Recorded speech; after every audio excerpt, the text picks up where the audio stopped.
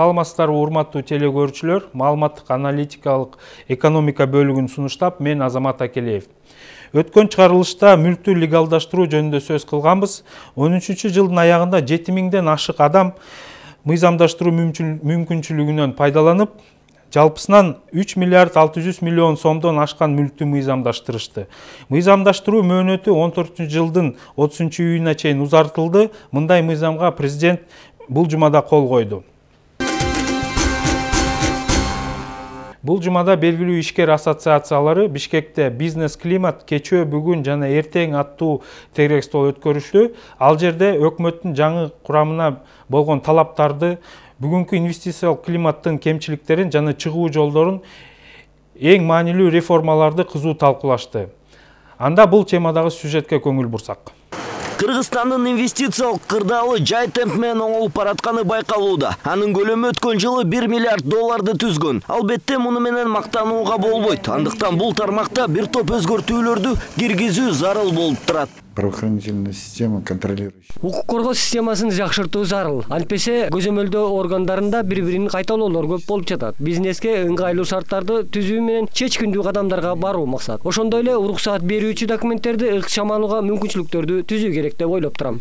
Инвестициялык климат деген эмне? Жөнөкөй түшүндүргөндө бул биринчи кезекте өлкөнүн укуктук жана саясий абалы. Чет элдик инвесторлор биринчиден ушул факторлорго көңүл бурат. Нужно действительно политическая. Саясий туруктуулук ишкерлик үчүндө баш күчүндө абдан маанилүү. Экономикалык тармагындагы башкарууну башкача өңүттө түп тамыры менен реформалоо зарылдыгы туулду. Мындай өзгөртүүлөрдү жүргүзбөсөк, канча инвестиция тартылса дагы натыйжасыз болору белгилүү.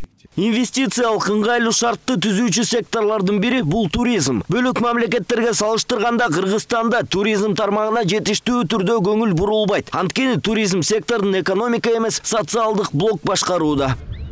Что мы ждем? Жаңы куралган өкмөттөн эң ириде ишибизге тоскоол жаратышпашын суранат элек. Бүгүнкү күндө мамлекет тарабынан туризм тармагын өнүктүрүү боюнча так багыттар жок. Ал эми туруктуу өнүгүү концепциясы бизде бар. Бирок бул документте туризмдин өнүгүүсүн болгону 1,5 баракка батырып коюшкан. Бул такыр эле туура эмес деп ойлойм. Алтынбек Талантбеков, Жолдош Ырсалиев, Күнсереп экономика жаңылыктары. Инвестициялар экономиканын өсүшү, жаңы жумуш орундарын түзүлүшүн камсыз кылат, калктын бакубат жашоосуна жол ачат. Биздин өлкө сыяктуу кырдаалга туш болгон, бирок өз убагында өнүгүү жолуна түшө алган мамлекеттердин тажрыйбасы кандай болгон. Мисалы Сингапур. Бул 5 миллион калкы бар Малайя жарым аралдын учунда жайгашкан шаар өлкө. 1965 жылы булар Британ империясынан бошкондук алган. Бирок ири кошуна өлкөлөрү Малайзия жана Индонезиянын экономикалык блокадасына дуушар болгон. Аскерий басып алуу коркунучунда дайыма болгон.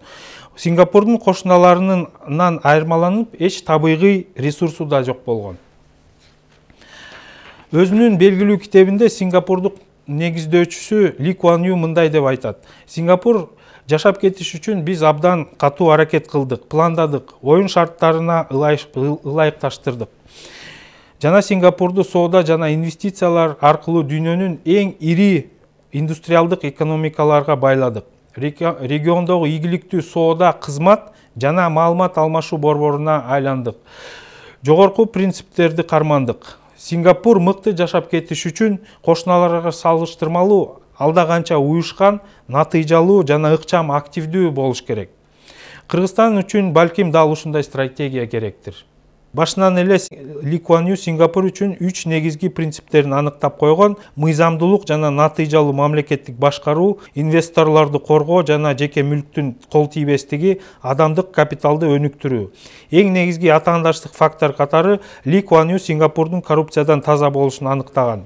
Бирок постколониалдык Сингапур абдан эле паракорчул болчу. Ал системаны жоюш үчүн бир топ саясий эрк жана эки тараптуу саясат колдонулган.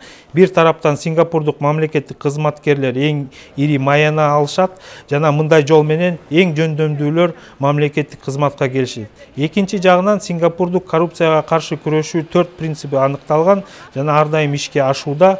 Бул биринчиси катаал мыйзамдар, экинчиси сөзсүз мыйзамды аткаруу, үчүнчү көз карандысыз жана таза сот системасы, төртүнчү натыйжалуу мамлекеттик башкаруу. 1973 жылы дүйнөдө муңай зат кризиси башталат. Көптөгөн өлкөлөр өз аймагындагы бүткүл муңай резервтерин бекитип алып чыгууга тыюу салышат. Эгер ошол замат Сингапур өз карамагында муңай көлөмдөрүн беките турган болсо, 2 жылдык резерв өз үчүн камсыздамак. Бирок Ли Куан Ю дароо эң ири муңай компаниялары менен жолугуп, алардын корлору кол тийбес экенин жана Сингапур өздүк колдонууга чектөө киргизе тургандыгын айтты. 90-жылдардын башында Сингапур 1,2 миллион баррель муңайды күндө иштетип, дүйнөлүк борборго айланды. Өткөн кылымдын 60-жылдарында Сингапурдун 30% калкы сабатсыз болчу. Киши башына дүң продукциясы болгону $400 түзгөн жана дүйнөдө эң төмөнкүлөрдөн болгон. Бүгүнкү күндө дүйнөлүк экономика форумунун рейтинги боюнча Сингапур дүйнө жүзүндө адамдык капиталдын сапаты боюнча 3-чү орунду ээлейт. 67 жылы британдыктар Сингапурда жайгашкан аскердик базасын жабуу чечимин чыгарып, Сингапурга бир топ гуманитардык жардам сунуш кылган. Жергиликтүү калктын дээрлик 75% ошол базада иштечү. Бирок Ли Куан Ю мындай сунушту четке кагып, анын ордуна британдыктардан калган кеме жасоочу жайларды, портторду жана учак учуучу тилкелерди өнүктүрүүгө бардык аракетин жумшап, өзүнүн элге кайрылуусунда мындай деп айткан: "Дүйнө бизди багууга милдеттүү эмес. Биз өз күчүбүз менен жакырчылыктан чыгышыбыз керек. Биз дагы өз күчүбүзгө көбүрөөк ишенип, Кыргызстан үчүн жоопкерчиликти өзүбүзгө ала турган заман келдиби?" Сиздер менен Азамат Акелиев болду. Көрүшкөнчө саламатта калыңыздар.